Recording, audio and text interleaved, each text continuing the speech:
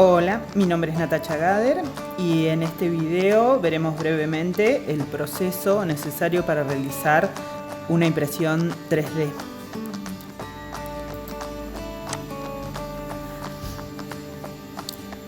Las tecnologías de fabricación digital son aquellas que nos permiten crear modelos y prototipos a partir de archivos CAD 3D y están clasificadas de acuerdo a la forma en la que trabajan el material en dos grandes grupos.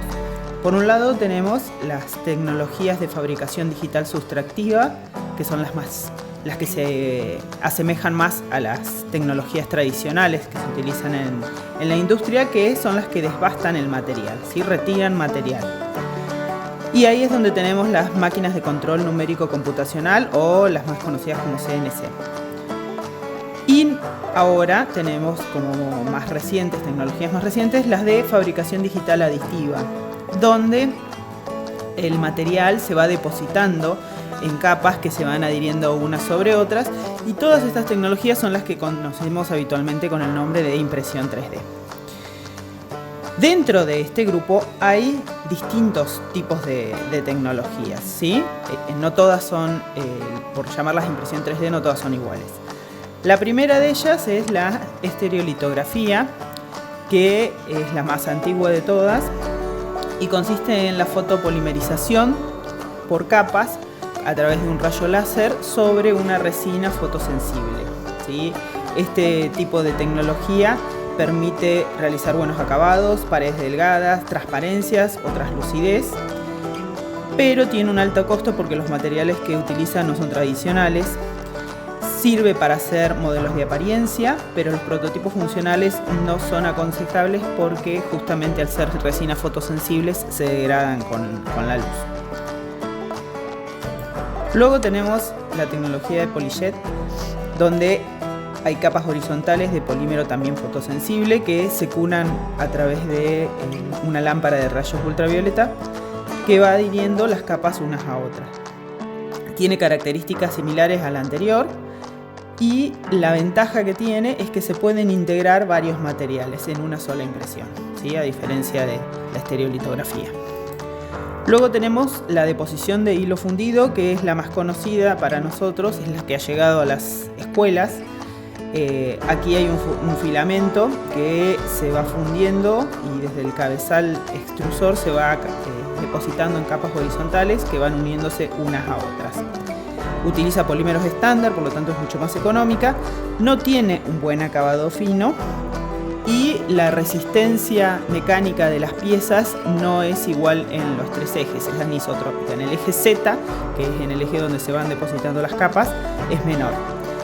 Así todo se pueden utilizar esta tecnología para hacer prototipos funcionales. Luego tenemos la inyección aglutinante, donde capas de polímero y polvo cerámico se van compactadas por un rodillo y con un rayo láser van polimerizando a 40 grados. Esta tecnología es más rápida, tiene una buena definición, permite combinar colores y generar texturas. La desventaja es que las piezas son frágiles, requiere de varios postprocesos porque todo esto se hace una cama de polvo cerámico que sostiene la pieza a medida que se va imprimiendo, y sirve solamente para los modelos de apariencia, no para los prototipos. Luego está el sinterizado selectivo por láser, que va generando capas horizontales de polímero, vidrio o cerámica, cualquiera de estos materiales, con un rayo láser de dióxido de carbono y sobre una plataforma que tiene una temperatura levemente inferior a la de fusión del material que se esté utilizando. Es lento, con un acabado superficial que no es completamente liso, pero como utiliza materiales dentro de todo estándar, permite crear prototipos funcionales con buenas propiedades mecánicas. Y por último, similar al anterior, pero con el uso de materiales metálicos, está el sinterizado por láser directo metal. Aquí las capas horizontales son de metal fundido por láser. Funciona como el sinterizado selectivo por láser, pero crea piezas metálicas. Es un proceso lento y caro, con un acabado superficial regular. Permite crear prototipos funcionales con buenas propiedades mecánicas, al igual que el anterior.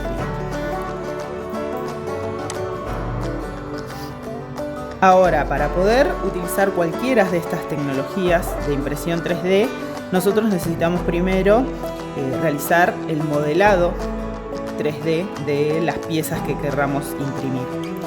Y dentro de los distintos software que se han desarrollado para generar estas formas tridimensionales, tenemos dos grandes grupos. Por un lado, los utilizados mayormente en la industria, que son los software CAD, es decir, de diseño asistido por computador, que permiten hacer modelado de sólidos y generan las piezas matemáticamente. Luego tenemos los software que son utilizados más para el entretenimiento o para el arte, que son aquellos de modelado 3D, donde lo que se modela son las superficies o mallas, ¿sí? Y este es más libre.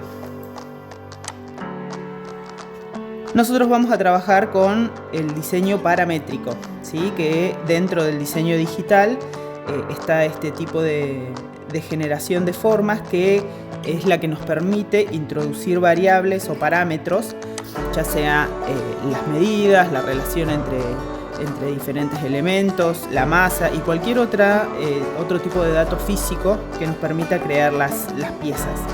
Y a través de algoritmos que pueden ser manipulados, y esto nos permite generar geometrías complejas. Hay distintos tipos de software que se pueden utilizar para el diseño paramétrico. Está el Rhinoceros con Grasshopper, SolidWorks, que es uno de los más usados en la industria, Creo, Fusion 360, que pertenece a Autodesk, Onshape, que es una aplicación online, SketchUp con VisPro, FreeCAD, son algunos de ellos. Aquí he realizado una comparación entre 3 de estos software que se pueden utilizar, 2 de ellos que pueden utilizarse educativamente, comparados con SolidWorks, que es una aplicación utilizada en la industria. Onshape es una aplicación online que tiene una versión gratuita educativa y es la que más se parece a SolidWorks, si bien con muchas menos opciones en las herramientas, pero el software tiene la misma estructura. El hecho de que esté online, por un lado, es una ventaja, ya que no nos requiere tener una computadora con grandes requisitos, un equipo sofisticado para poder instalar la aplicación, pero justamente al estar online necesitamos sí o sí estar conectados a internet para poder utilizarla. Luego tenemos de Autodesk Fusion 360, que también tiene una licencia gratuita para educación y tiene la opción de hacer backup en la nube, ¿sí? Por lo tanto, también necesitamos una conexión a internet, aunque sí podemos tener guardadas versiones de los archivos en nuestra computadora. Aquí, como tenemos que instalar justamente la aplicación, necesitamos una serie de requisitos en las características de la computadora para poder correr este programa. Y por último, SolidWorks tiene múltiples herramientas y además es un grupo de aplicaciones asociadas que están orientadas a distintas áreas de la industria. Es un software muy específico que es muy potente, ¿sí? Y por eso mismo requiere de una computadora con características específicas para que funcione correctamente, que sería el más apropiado dentro de estas 3 opciones. Cualquiera de ellos hace la exportación de los archivos a la extensión STL, que es la que necesitamos para la impresión 3D. Dentro de ellos yo utilicé Onshape para realizar el modelado de distintas piezas para crear este muñeco articulado, y luego realicé el ensamble de todas esas piezas aplicando las opciones de relación entre ellas para poder realizar distintas posiciones. Las herramientas utilizadas dentro del modelado fueron para el dibujo de los croquis la línea, el arco, el círculo, el rectángulo, con las herramientas de modificación como Mirror o para cortar.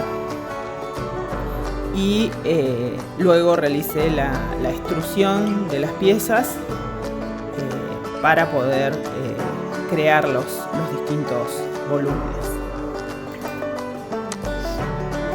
Ahora, este archivo con la extensión STL necesita ser modificado, necesita ser exportado a un archivo G-Code, que es el que necesita la impresora 3D para poder realizar el proceso de impresión. En mi caso, utilicé el software Ultimaker Cura dentro de las opciones que existen de software libre para generar estos archivos, y configuré en él la impresora Hellwood Magna 1, que es una de las impresoras disponibles en nuestra escuela. Para hacer el archivo, lo que hice fue insertar las distintas piezas que componen este muñeco articulado para imprimirlas todas juntas, y realicé copias o duplicados de aquellas piezas de las que necesitaba, utilizando la opción del acomodamiento de las piezas de forma automática que tiene el software.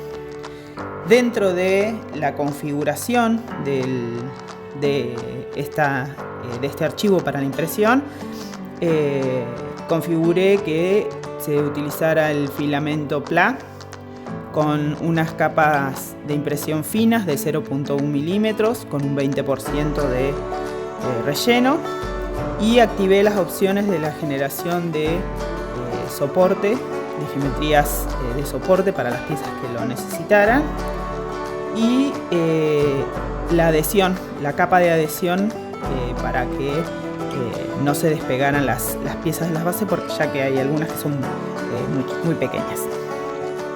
Este archivo que se generó dio un estimado de 7 horas 39 minutos para la duración de la impresión de todas las piezas.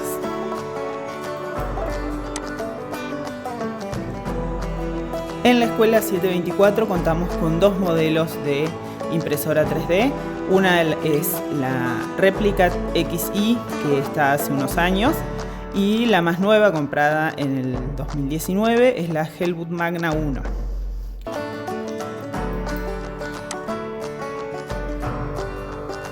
Vamos a analizar las características de las impresoras. Primero veremos la Hellwood Magna 1. Esta impresora cuenta con un extrusor individual, tiene ventilador de capa, cuenta con la cama caliente. Esto permite realizar las impresiones sobre todo en ABS. La temperatura máxima de impresión en la extrusora es de 260 grados y la temperatura máxima que puede alcanzar la plataforma, la cama caliente, es de 110 grados.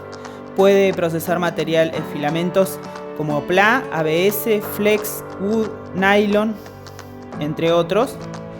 El material se contiene en el carrete y el diámetro de filamento con el que trabaja es el de 1.75 milímetros y la boquilla del extrusor es de 0.4 milímetros. El volumen de la impresora es de 220 por 220, el tamaño de la cama, por 260 milímetros de alto.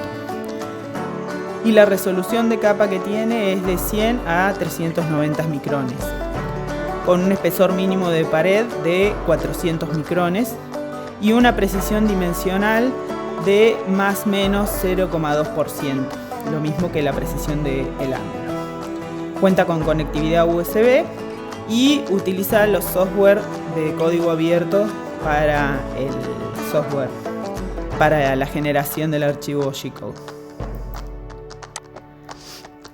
En el caso de la impresora Replica XI, esta impresora cuenta con el sistema Bowden, que permite montar el extrusor fuera del carro. De esa manera aliviana el peso y mejora la calidad del impresor. Cuenta con un visor LCD. Permite usar la impresora sin necesidad de conectarla a una computadora y realizar ajustes en tiempo real. Trabaja con distintos tipos de filamento como el ABS, PLA, nylon, flexible, entre otros. Contiene el material también en carrete. El diámetro del material del filamento es de 1.75 milímetros y cuenta con diferentes diámetros de boquilla, 0.3, 0.4 y 1 milímetro. El volumen de impresión es de 250 milímetros de lado y se puede llegar a ampliar a dimensiones mayores. Tiene acceso remoto, cuenta con una cámara web integrada,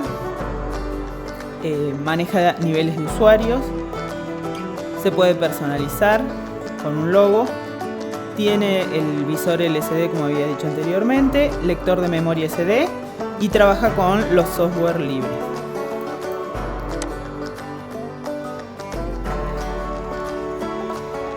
Para el proceso de impresión 3D se seleccionó la impresora Hellbook Magna 1, como vimos anteriormente, porque tiene mejores resultados dentro de las impresiones que se han realizado en la institución. Y lo que vamos a ver ahora es algunos parámetros a tener en cuenta para poder evitar los problemas más habituales que pueden surgir en una impresión. En el caso que el extrusor no tire el material al comienzo de la impresión, el generar un brim o una capa de adhesión a la pieza ayuda a evitar este problema, ya que si el extrusor no tiene plástico, el error va a estar generado dentro de esta capa que no va a quedar en la pieza terminada. Hay que calibrar bien el eje Z, porque si la boquilla está muy cerca de la cama caliente no va a salir plástico correctamente durante la impresión de la primera capa. El segundo parámetro es en el caso que la primera capa no se adhiera a la cama. Ahí lo que hay que hacer es ajustar la boquilla con respecto a la cama caliente, ya que si está muy separada no se va a adherir. La velocidad de impresión también es importante. Si ponemos una velocidad más lenta, también ayudamos a que se adhiera mejor. El uso de la cama caliente también mejora la adhesión del material, aunque el filamento PLA no necesita de la cama caliente. Y existen adhesivos para impresión 3D como la cinta Kapton, que se utiliza en el caso de no contar con cama caliente, sobre todo cuando se utiliza el filamento de ABS. En caso de utilizar la ventilación por capa, se deberá deshabilitar esta función para la primera capa para mejorar la adhesión. Cuando hay una extrusión de mucho plástico, tenemos que configurar correctamente el diámetro del filamento y verificar que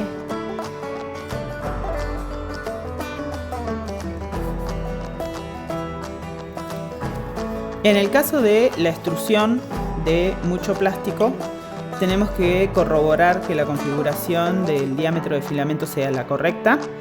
En el caso que esté bien, pero asimismo tira mucho plástico, podemos bajar la opción de extrusión multiplier y bajar de 1, el valor de 1, que es el valor normal, a 0.95 para extruir menos plástico. En caso que aparezcan huecos en la cara superior de la impresión, hay que comprobar la cantidad de capas superiores sólidas configuradas, porque si son pocas pueden aparecer estos huecos. Además, se tienen que usar porcentajes de relleno superiores al 14%. Cuando quedan hilos colgando en la impresión entre las distintas partes, hay que configurar la retracción del filamento entre 1 y 1,5 milímetros para que los desplazamientos del cabezal no rebosen material por la boquilla. Y la velocidad de retracción normal debe estar entre los valores de 30 a 60 milímetros por segundo para evitar burbujas o mordeduras de filamento. Además, hay que verificar la temperatura de extrusión que sea la adecuada para el tipo de material usado. En el caso de sobrecalentamiento, hay que verificar que los valores de flujo de aire estén bien configurados. Si la velocidad de impresión es muy elevada, no se da tiempo a cada capa enfriarse antes de depositar la siguiente. Y imprimir varias piezas a la vez también ayuda a evitar el sobrecalentamiento. En el caso de que haya desplazamiento de capas, hay que controlar si la velocidad de impresión es muy rápida y eso hace que el motor pierda pasos. Entonces, al disminuir la velocidad de desplazamiento sin extrusión, se puede solucionar. En caso de tener filamento mordido, hay que verificar la temperatura de extrusión sea la apropiada para el tipo de filamento, ya sea material y color, y el fabricante es quien da estos datos. Cuando hay un atasco de extrusor, hay que revisar el filamento, cortar un segmento de unos 20-30 centímetros para evitar cualquier defecto, cargar con el hot end caliente, es decir, el cabezal del extrusor, a la temperatura adecuada para el tipo de filamento y verificar si sale correctamente. Si deja de extruir a media impresión, tenemos que controlar que tengamos suficiente filamento en el carrete. Si no hace correctamente el relleno, verificar que la velocidad de impresión de relleno no sea muy alta en caso de que el relleno no se genere bien, y hay que disminuir esa velocidad. Cuando hay manchas de plástico en la pieza, hay que verificar el parámetro Extra Length on Start, que esté en 0. En caso de que se produzca la mancha de plástico al finalizar la capa, hay que modificar ese valor.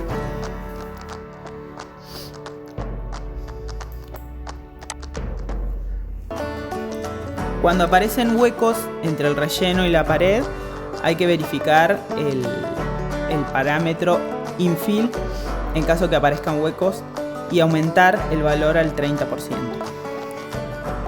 Warping es un problema habitual en las impresiones realizadas con el filamento de ABS y se puede solucionar aplicando el brim o la capa de adhesión y ajustando la temperatura de la cama a lo que indica el fabricante para ese tipo de filamento.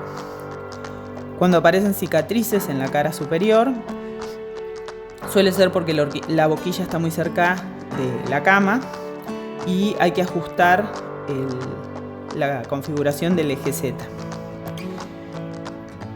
Cuando aparecen ondulaciones en los laterales de las piezas, estos se producen por holgura en el eje Z y para solucionarlo hay que realizar el mantenimiento de la impresora, verificando el ajuste de las varillas y las tuercas que permiten el movimiento en el eje Z.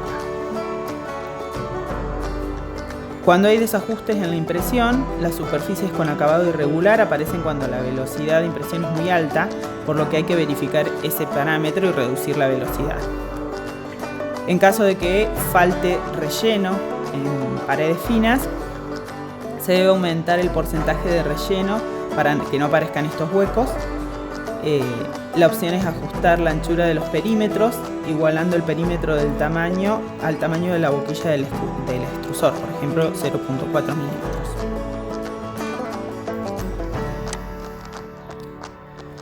Cuando no se imprimen detalles pequeños, si no es posible modificar el diseño, ensanchando las paredes finas que no se imprimen, se deberá cambiar la boquilla por una de menor tamaño, por ejemplo pasar una de 0.4 a 0.2.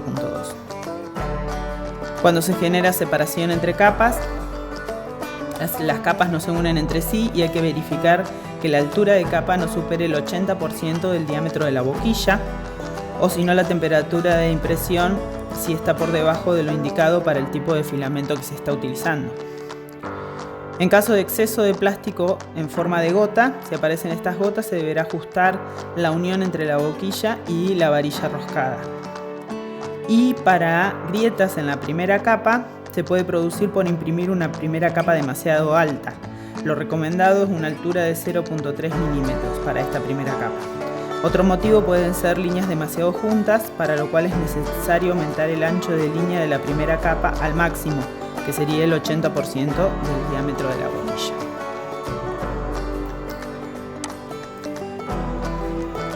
Las posibilidades que ofrece la tecnología de la impresión 3D son variadas y están en pleno desarrollo. Es indudable que en el futuro esta tecnología va a seguir avanzando a usos insospechados en este momento. Esto hace indispensable llevar la tecnología a las escuelas y capacitar a estudiantes en el manejo de software para el modelado 3D y brindarles las herramientas necesarias para que comiencen a experimentar con el proceso de impresión 3D. Las tecnologías de fabricación aditiva nos acercan a un mundo de posibilidades que podremos aprovechar en la escuela técnica. Su potencial es inmenso en la industria, medicina, alimentos y otros que no imaginamos aún.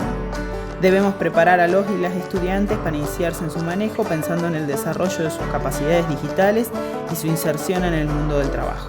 Solo el tiempo confirmará si estas tecnologías conformarán la próxima revolución en la fabricación. Muchas gracias.